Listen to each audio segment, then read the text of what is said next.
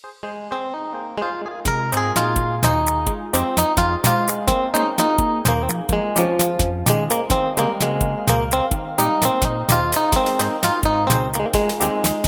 ido guda tallantal zai fici cif da leƙo shanto.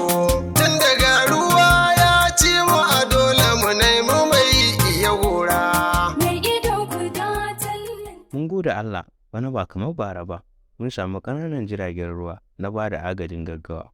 Kuma mun sanar da al'umma cewa mun sanya alamu a gidaje da unguwanni za su taimaki mutane su isa zuwa wuraren fakewa cikin sauƙi. Mun tsara hakan ne don aikin hannu da hannu da gidajen rediyon sadarwa FM don isar da saƙon gaggawa ga mutane a wurare daban-daban.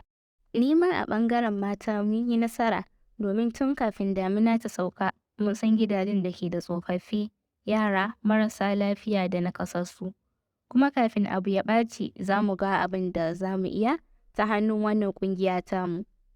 A irin wannan yanayi dole ka fara sanin buƙatun mutane, musamman mata da yara da masu rauni.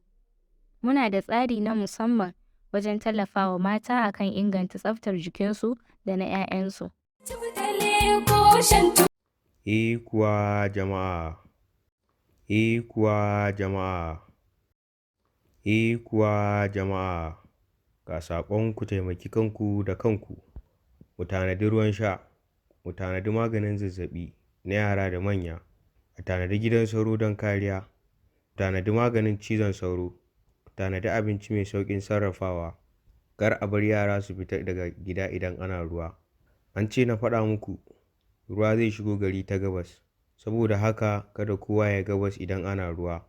A tanadi fitila mai amfani da batir ko hasken rana, a killace dabbobi. Wani abu mai amfani kar a bar shi a ƙasa yadda ruwa ko danshi zai lalata muku shi. A tabbata an kashe lantarki da na'urori. An sa alamu a kan sorayen gidaje, ku bi alamar ku yamma ko kudu don tsira. A tafi da sanda don gane inda ramuka suke, kuma a bi hanya mai kyau. Majiya ƙarfi, idan an ji kuwa a fito da magirbi, diga da sauran kayan aikin gina jinga.